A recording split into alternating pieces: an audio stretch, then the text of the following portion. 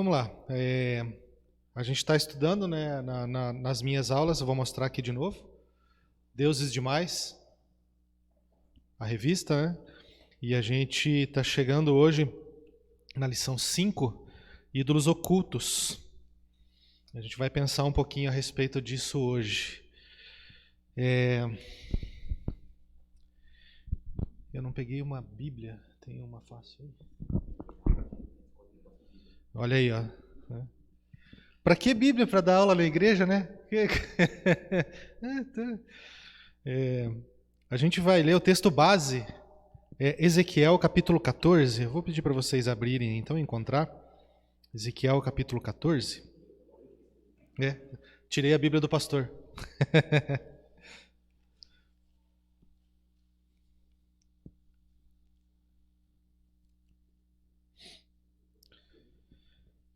Ezequiel capítulo 14, versículo 1 até o versículo 11.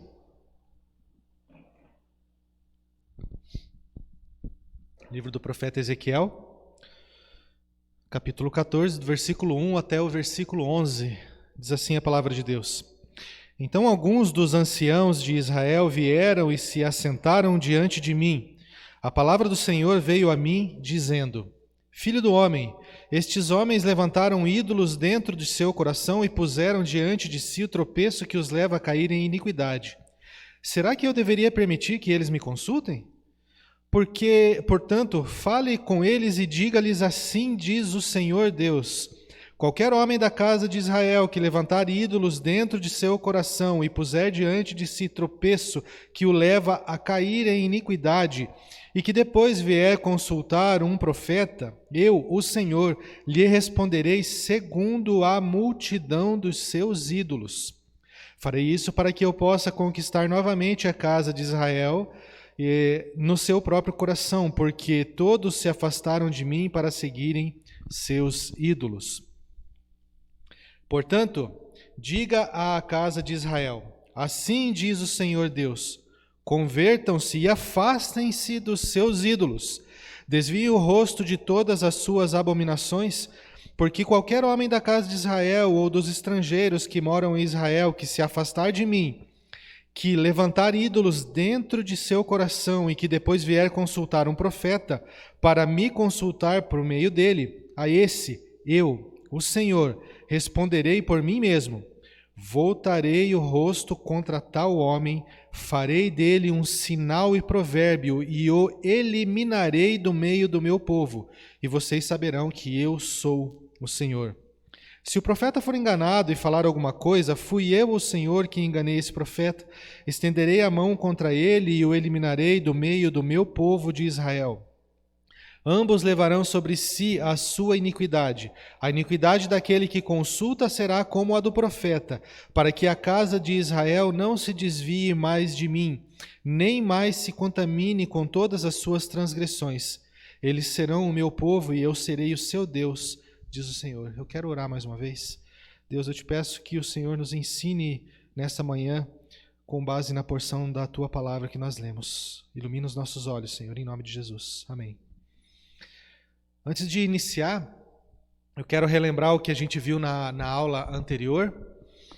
A gente estudou sobre imagens na aula anterior, lembram? O primeiro mandamento, o Senhor diz: não tereis outros deuses perante mim, e daí ele explica: não façais imagens de escultura, etc. E a gente falou um pouco então sobre imagens, e relembrando 2 pontos importantes que podem resumir a nossa aula anterior. Deus não proíbe imagens. Eita, Wesley, como assim? Assiste lá a aula anterior, se você não assistiu, você vai entender. Mas eu vou explicar um pouquinho agora, né? Deus não proíbe imagens desde que elas não sejam feitas para adoração ou veneração. Deus também não proíbe a arte e não proíbe a imaginação. E vocês lembram que eu li, né, um pedaço, lá, um trecho do primeiro capítulo do Hobbit, uma descrição, né, e a gente imaginou um monte de coisa, um monte de detalhes e tal. Esse tipo de coisa Deus não proíbe, né?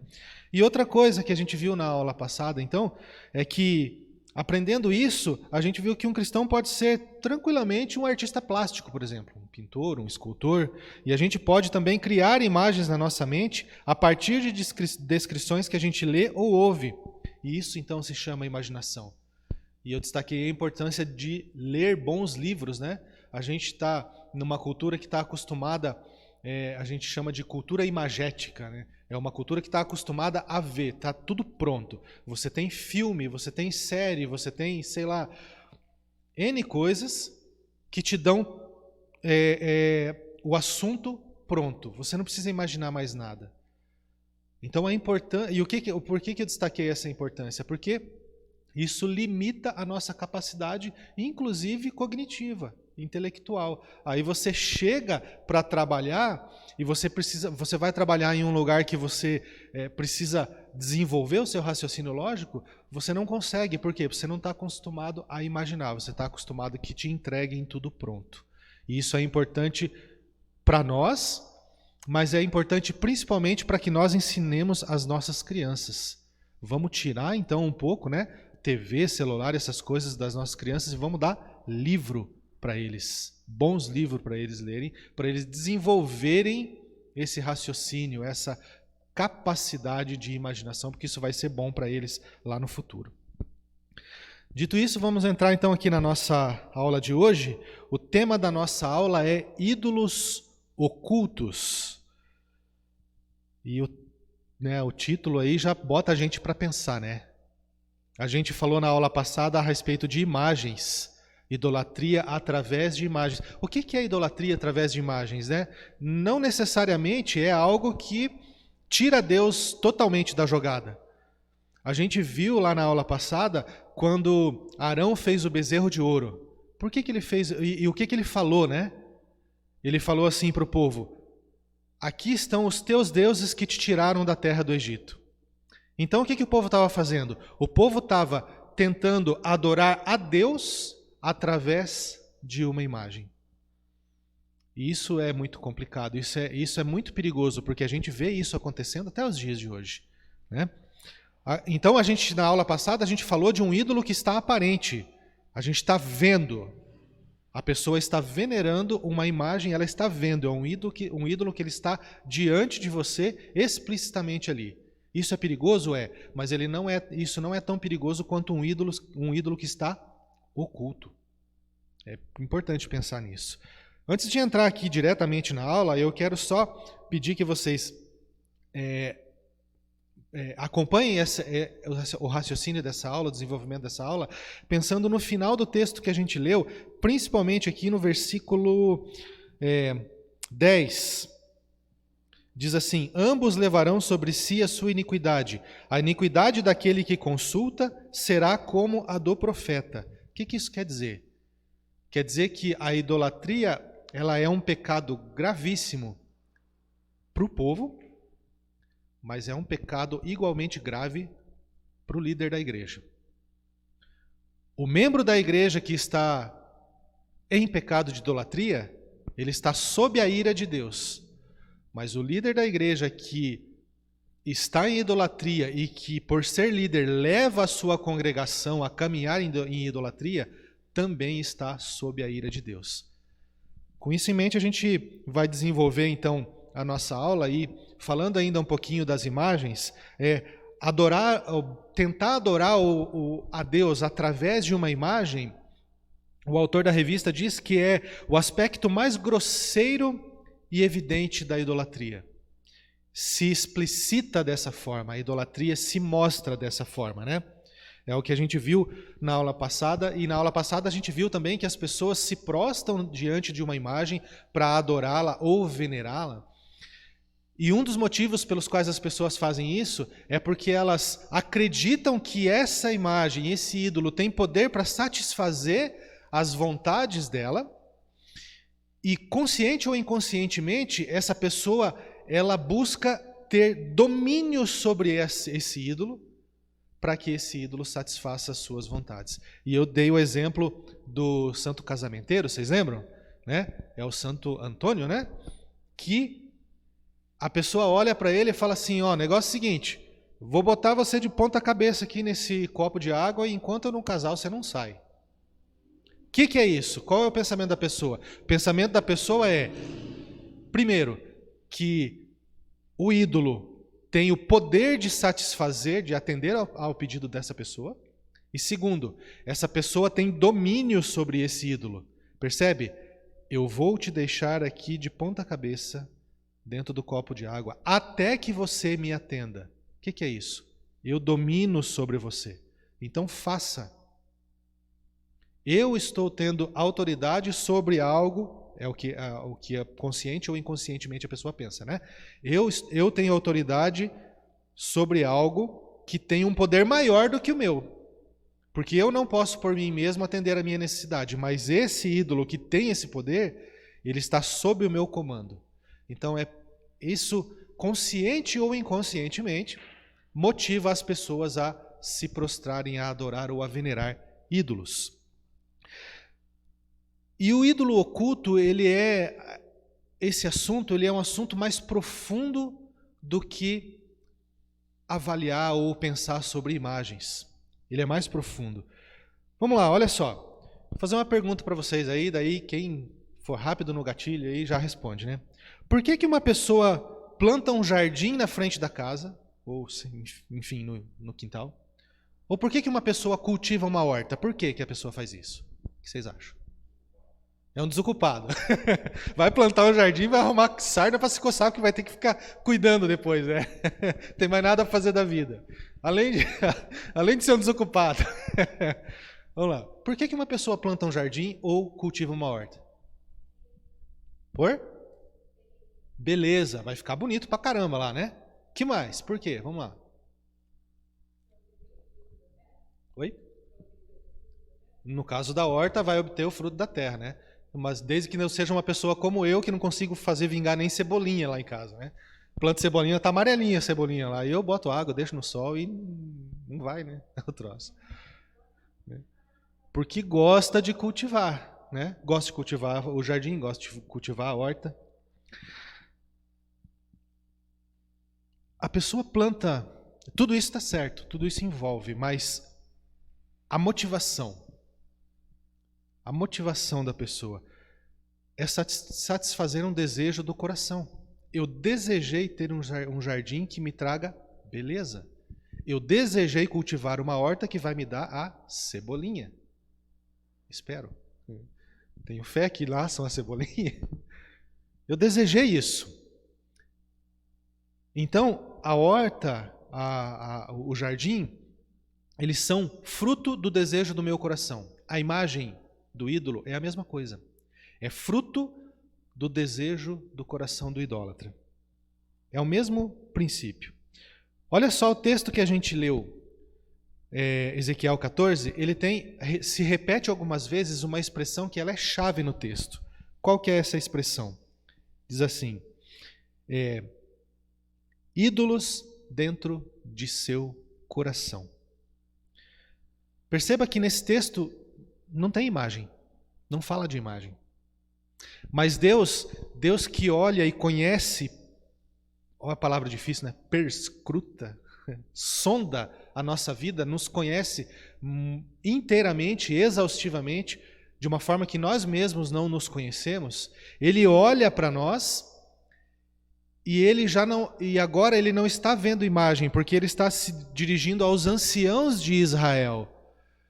E os anciãos de Israel já tinham o mandamento, já estudaram o mandamento e eles viram lá que Deus falou assim, não farás imagem. Então eles não têm imagem. Mas Deus olhou dentro do coração deles. E a expressão, essa palavra-chave, né? Ídolos dentro de seu coração. Deus identificou o pecado que está dentro do coração do povo de Israel. Ezequiel, ele profetizou ali pelos idos de 592 a 570 a.C., período do cativeiro babilônico. Agora eu vou botar vocês para trabalhar junto comigo. Vocês sabem por que o povo foi para o cativeiro babilônico? Vamos procurar na Bíblia? Quem encontra para mim lá? 2 Reis, capítulo 17, versículos 7 e 8.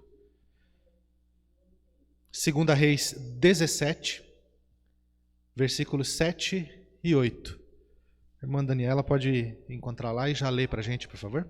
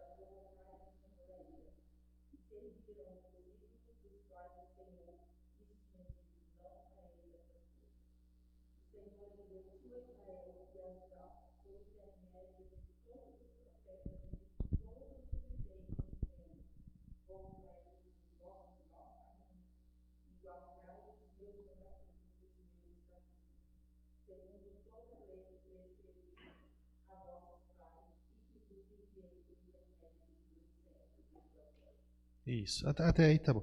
Então, olha só. Lá no começo ele diz assim: por isso tal sucedeu. Tal o que sucedeu? Cativeiro babilônico. Por isso o que? Toda essa listagem aí, que você que vai assistir essa aula que está sendo gravada não ouviu o texto porque você não está aqui com a gente, né? Então depois você pega lá 2 Reis capítulo 17 e leia para você poder ouvir, para você poder identificar ali qual é o motivo. Mas eu vou dar uma palhinha para você, né? Que está acompanhando. Quem está aqui na igreja já ouviu tudo, né? Para você que está acompanhando aí pela gravação, uma palhinha. Por que que o povo foi para o cativeiro? Idolatria. Seguiu a outros deuses. É por isso. Esse é o motivo de Deus ter levado o povo cativo, subjugado aos babilônios, né? E pasmem, ou não, né? Porque essa é uma realidade muito evidente nos nossos dias. Mesmo durante o cativeiro, o povo estava em idolatria. Eles estavam correndo, servindo, venerando ídolos. Agora uma pergunta interessantíssima. O povo israelita tinha deixado de crer em Deus? O que vocês acham? Eu vi umas cabeças fazendo assim, ó. Né? Agora então, vamos lá. O povo de Deus tinha deixado de crer em Deus? Então vamos ver na Bíblia, né? 2 Reis, agora 2 versículos, olha lá. 2 Reis 17 ainda, 3 versículos, desculpe. 32, 33 e 34.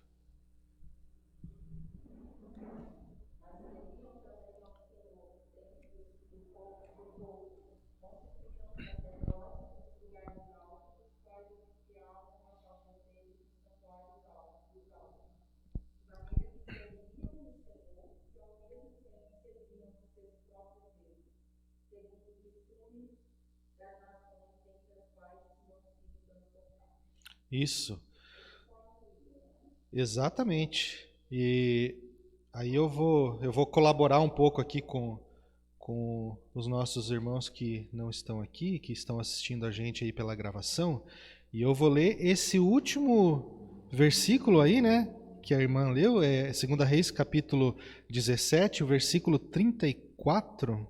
Cadê meu versículo 34 aqui?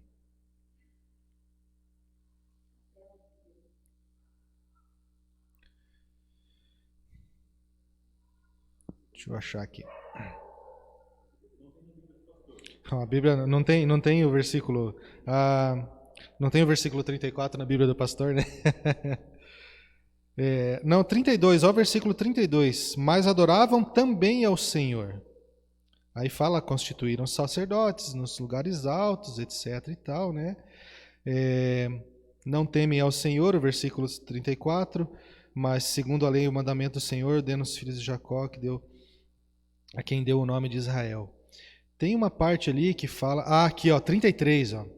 E assim eles adoravam o Senhor e ao mesmo tempo serviam aos seus próprios deuses. Como a irmã falou, eles só adicionaram então, né?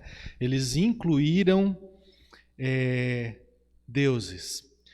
Tem um pregador que eu gosto bastante, que ele usa uma expressão para idolatria, que ela é uma expressão chocante, na minha opinião. Talvez vocês achem também chocante, assim, impactante. E eu quero usar ela, com todo respeito, essa expressão aqui. A idolatria não se importa de ser a outra da relação. O que ele quer dizer com isso? Não precisa você deixar de crer em Deus. Exato. Você só adiciona ele na relação, só adiciona o ídolo na relação. O ídolo não se importa de ser mais um na relação. A questão é que o nosso Deus não aceita mais um na relação, ele é único. Exatamente, né? Então vamos caminhar aqui. É nítido então que o povo ele praticava idolatria conscientemente, porque eles adoravam a Deus e aos outros deuses, né? A Deus e aos ídolos. Eles permitiram então conscientemente que os ídolos tomassem o lugar de Deus na vida deles e consequentemente tudo o que eles faziam era fruto de idolatria. Você já parou para pensar nisso? Se você tem um ídolo no seu coração, tudo e as nossas vontades, desejos, anseios, sonhos partem do nosso coração. Se não é Deus que está tomando o lugar mais alto desse coração, é um ídolo, tudo o que você faz é fruto de idolatria. Tudo. Não tem nada puro na sua vida. Inclusive vir à escola dominical, inclusive dar aula na escola dominical. Se existe um ídolo no coração, pregar, dar aula na escola dominical, dar aula para as crianças, trabalhar, qualquer coisa é fruto de idolatria. Idolatria é realmente algo muito, muito perigoso. E é muito mais profundo do que a gente geralmente consegue enxergar, né? É o que a gente está vendo aqui. Agora vamos lá. A gente já viu que o povo, inclusive os anciãos, eles estavam em idolatria conscientemente. Eles adicionaram ídolos à sua fé. Então eles cultuavam Deus ao mesmo tempo que cultuavam ídolos, né? Por causa desse pecado, eles foram levados ao cativeiro babilônico. Mesmo durante o cativeiro, eles continuavam fazendo isso. Aí Deus vem através do profeta e fala assim, será que você acha, né, parece um sarcasmo de Deus falando com o profeta, né? É mais ou menos assim, você acha que eu tenho mesmo que responder esses caras aí? Eu sei que eles têm ídolos no coração, aí eles vêm aqui sentar diante de você, profeta Ezequiel, para me consultar. Você acha que eu tenho a obrigação de responder eles? Sendo que eles saem daqui e vão acender incenso para ídolos? Parece um sarcasmo de Deus, né?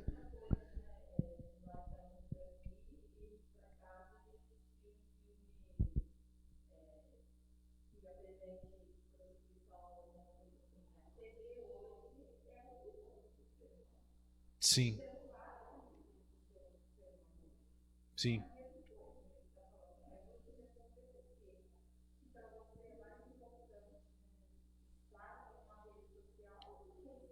Do que estar na nossa presença, na minha presença, né? É exatamente isso. Então Deus, através do profeta Ezequiel, ele vem e fala assim, eu não vou responder vocês. Eu já mandei vocês para o cativeiro porque vocês estavam em idolatria. Vocês continuam em idolatria? Vocês não conseguem enxergar isso? E aí, então, a gente pensa em quais são as consequências, né? A gente precisa pensar nisso. Você já parou para pensar qual que é a consequência da idolatria? O que você acha que é? Veja lá. Volta lá para Ezequiel capítulo 14 e vamos tentar responder isso aqui. O que você acha que é a consequência da idolatria? Ezequiel 14, versículo 4 e depois o versículo 8. E achar pode ler.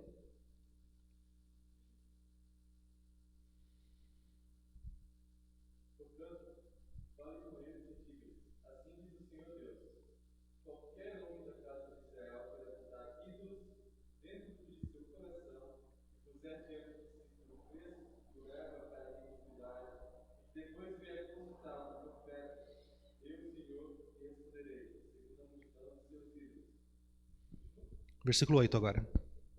8.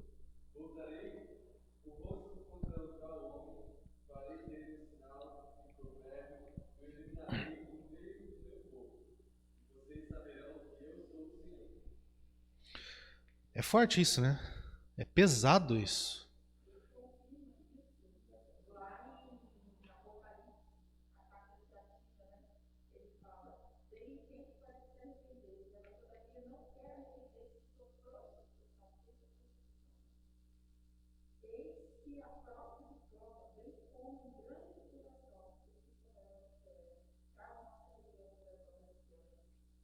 Olha aí.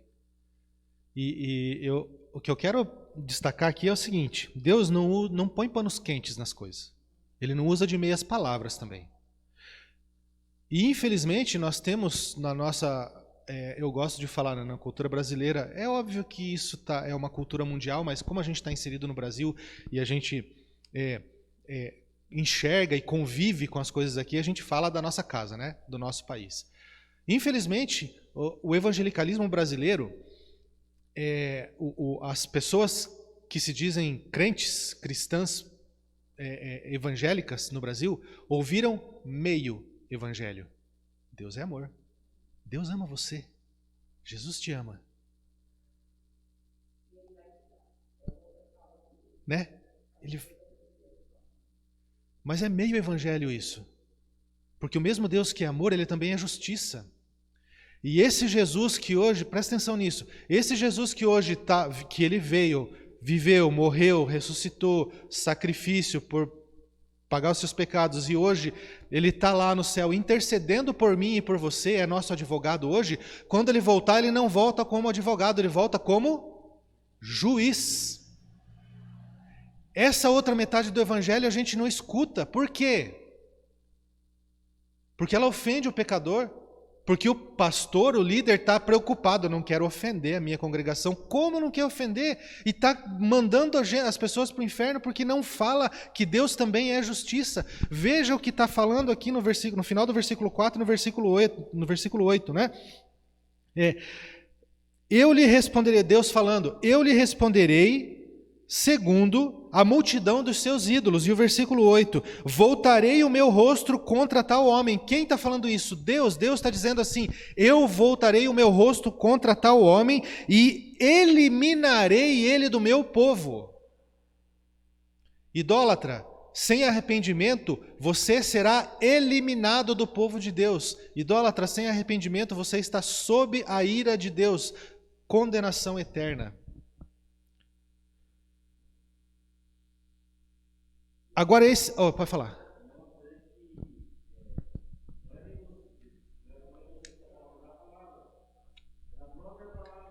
A própria palavra.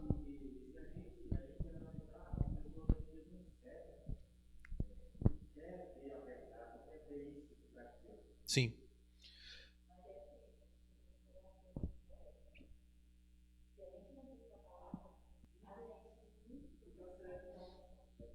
Pois é, né? Quem que ilumina os nossos olhos, né?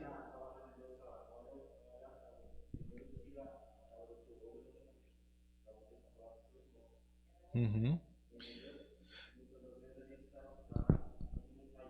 Sim. Agora, olha só, vamos caminhar um pouquinho mais aqui, que o tempo urge, né? Como diz o velho ditado, né? Esse meio evangelho que é pregado, né? Que Deus é amor só, ele não mostra que Deus também é justiça. Justiça santa, uma justiça diferente da nossa, né? Que somos corrompidos, uma justiça santa. Você teria coragem de servir a um Deus que é amoroso, mas é injusto? Eu não. Eu não tenho. Porque ele pode até ser amoroso comigo, mas ele pode não usar de justiça. Um Deus amoroso, mas injusto, não é o Deus que a Bíblia apresenta. A Bíblia apresenta um Deus amoroso e também justo. Entra em outros assuntos que iria, né? Uma série de aulas até o final do ano aqui, né? Mas a gente vai deixar isso para uma outra oportunidade, né? E vamos continuar a nossa aula rapidamente aqui. Vamos terminar em, no máximo, 62 minutos. Tá bom? Tá tranquilo, hein? Pensando nessa perfeita justiça de Deus, a Joyce disse que não pode demorar tanto aqui. Ó. Pensando nessa justiça perfeita de Deus, tem um negócio bem preocupante para a gente. É que existem ídolos que eles são ocultos à vista de outras pessoas e são ocultos a nós também. Mas eles não são ocultos a Deus. O fato deles serem ocultos a nós não minimiza a ira de Deus sobre nós. Como eu falei, Deus não coloca panos quentes. E a gente precisa, então, saber identificar ídolos que são ocultos a nós. Porque a gente pode ter ídolo no nosso coração sem a gente perceber. Isso é um fato. E a gente vai, então, faz parte dessa aula de hoje, aprender a identificar isso. Vocês lembram que lá em Lucas, capítulo 18, depois vocês podem ler, capítulo 18, versículo 18 a 23, é aquela passagem que vem um homem rico e fala para Jesus assim, o que eu faço para herdar a vida eterna? E Jesus fala algumas coisas para ele e ele fala assim, não, isso aí eu faço desde criança. Né? Aí Jesus fala para ele assim, então você vai, vende tudo que você tem, doa aos pobres e vem e me segue. Né? Esse texto é usado fora de contexto para falar a respeito de bens materiais. Não tem um ensino tão errado sobre esse texto quanto falar de bens materiais. Esse texto fala de idolatria. Aquele homem saiu triste, cabisbaixo. Por quê? O ídolo dele era o dinheiro, os bens. Jesus viu, porque Jesus é Deus e enxerga as coisas. Ele era... Pode falar? Pode falar.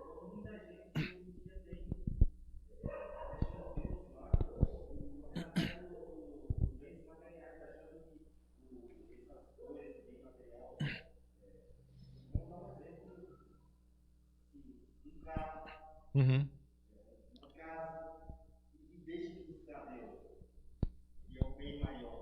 Sim.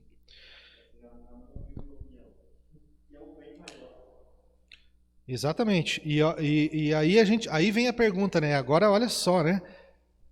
Esse homem rico, talvez ele não soubesse, talvez ele não tivesse consciência de que isso era um ídolo na vida dele. Ele não enxergava isso. E isso pode acontecer com a gente também. A gente pode ter ídolo no nosso coração que a gente não enxerga e a gente sendo condenado e castigado e corrigido por Deus por causa disso, na mão de Deus pesando sobre a nossa vida, porque a gente tem um ídolo no coração que a gente não sabe. Como que a gente pode identificar isso? Parece mentira, mas não é. É simples. Responda a essa pergunta. O que em sua vida você é incapaz de dizer não? Qualquer coisa que não seja Deus é um ídolo. Nossa, Wesley, tão fácil. Pois é, eu também fico olhando assim, nossa... E eu me faço essa pergunta, né? Nossa, Wesley, tão fácil. Só que o ídolo, ele não precisa ser necessariamente algo ruim, ele pode ser coisa boa. Olha só, esse livro aqui, ó, deixa eu mostrar aqui primeiro, do Tim Keller, Deuses Falsos. Se vocês tiverem a oportunidade de ler, é espetacular. Tem um trecho aqui que ele diz assim, ó, falando a respeito de identificar ídolos, né? Qualquer coisa que seja tão central e essencial para a sua vida é um Deus falso. E caso você perca essa coisa, a sua vida dificilmente parecerá digna de ser vivida. O ídolo tem uma posição de controle em seu coração a ponto de você ser capaz de investir nele a maior parte da sua paixão e energia, de seus recursos emocionais e financeiros, sem pensar duas vezes. Agora olha só. Pode ser família e filhos, carreira profissional, enriquecimento, conquistas, aplauso ou crítica, manter as aparências, posição social, relacionamento romântico, aprovação dos colegas, competências e habilidade, circunstâncias seguras e confortáveis, sua beleza, seu cérebro, uma grande causa política ou social, sua moralidade ou virtude, sucesso no ministério cristão. Ídolos. Ainda nesse livro, o Tim Keller fala assim, essa parte eu já li, é um ídolo, e o ídolo ele tem uma posição de controle no seu coração, então, né? Talvez você esteja convencido de que quando você tiver filhos, será feliz. Ou quando você cursar até aquela faculdade, ou quando você tiver aquele emprego, aquele salário, quando você morar em tal lugar ou tiver tal casa, então você será feliz. E assim você gasta a maior parte da sua energia e paixão para alcançar essas coisas, porque você não é feliz com o que Deus já te deu. O Salmo 23 fala sobre isso, satisfação em Deus, né? O primeiro versículo, que nas nossas traduções está escrito assim: o Senhor é meu pastor e nada me faltará. Eu já falei isso aqui na igreja. No hebraico está escrito assim: o Senhor é meu pastor, de nada eu sentirei falta. É diferente. A interpretação no original, ela nos mostra, ela nos traz uma lição diferente. Quem que é capaz de responder sim, que em algum momento ou outro na vida não tenha levantado ídolos no seu coração? Quem de nós é capaz de responder isso? Tem esperança para nós? Pensando nisso, tem esperança para nós? Que em um momento ou outro na nossa vida, talvez agora, talvez você aí, quando você parou e pensou um pouquinho para responder aquela pergunta, lembra? O que na sua vida você é incapaz de dizer não? Talvez agora você tenha identificado um ídolo no seu coração. E a ira de Deus está sobre você porque você tem um ídolo no teu coração. Há esperança? Tem esperança. O amor perdoador de Deus. O fato de eu ter estudado para essa aula, o fato de você estar aqui ouvindo isso, o fato de pessoas assistirem à gravação dessa aula posteriormente, quando Deus levar pessoas a ouvir isso, é amor dele. Ele está despertando. Vamos ver Ezequiel 14. Leia lá, por favor, versículo 5 e versículo 11.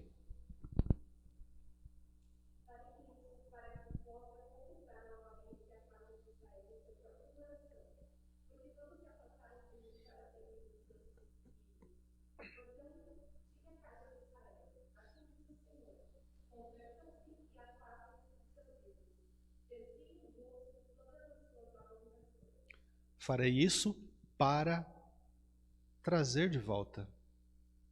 É por isso que Deus disciplina o seu povo. Quando temos ídolos no nosso coração, Deus pesa a mão dele sobre nós, não para condenação, mas para trazer a gente de volta. Amor salvador de Deus. Calvino escreveu que quando Deus nos reprova e ameaça tão vigorosamente por meio de seus profetas, e de fato está verbalmente irado conosco, é para que ele realmente nos poupe. Não é para condenação. Mesmo quando Deus nos disciplina, porque a gente insiste em nossos pecados e em manter de pé os nossos ídolos levantados em nosso coração, o objetivo dele é nos levar ao arrependimento para que a gente possa derrubar esses ídolos e deixar Deus no lugar dele em nossa vida. A conclusão é a seguinte, meus irmãos, que um ídolo na mão, como eu já disse, um ídolo na mão é tão ofensivo quanto um ídolo no coração. Ídolos ocultos são aqueles que às vezes as pessoas não enxergam e que às vezes a gente também não enxerga. Não é simplesmente uma imagem diante da qual a gente se curva, adora, venera, acende velas, incensos. Está no nosso coração. A imagem é o resultado da idolatria que já está no nosso coração. Então a gente precisa tratar o coração. A gente precisa tratar o coração para depois eliminar as imagens, né? Identificar esses ídolos, então, é vital para o cristão, porque só assim a gente consegue derrubar os ídolos do nosso coração. E aplica isso na tua vida. Para um instante e pensa.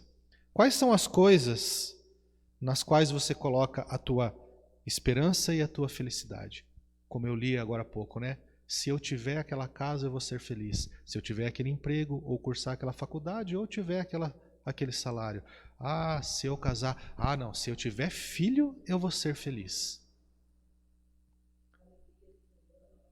Alegria no Senhor.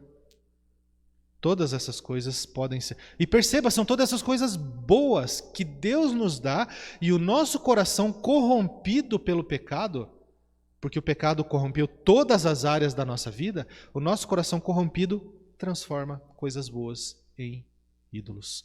É disso que a gente está falando hoje. Esses são ídolos ocultos da nossa vida, e é isso que a gente precisa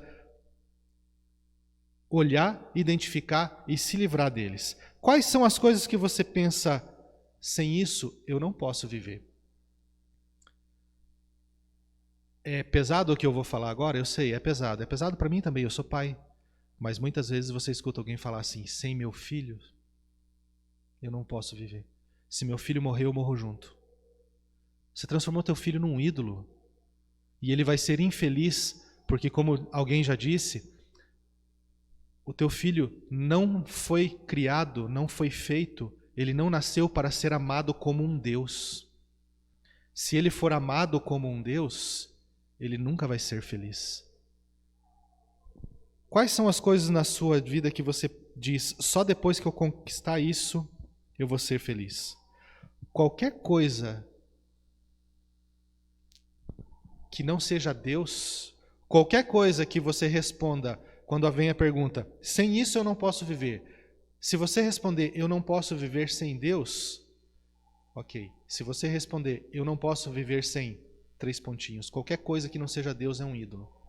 Qualquer coisa, só depois que eu tiver isso, depois que eu tiver comunhão com Deus. Beleza. Se eu tiver 3 pontinhos, eu vou ser feliz. E se esses 3 pontinhos tiver qualquer coisa que não seja Deus, idolatria.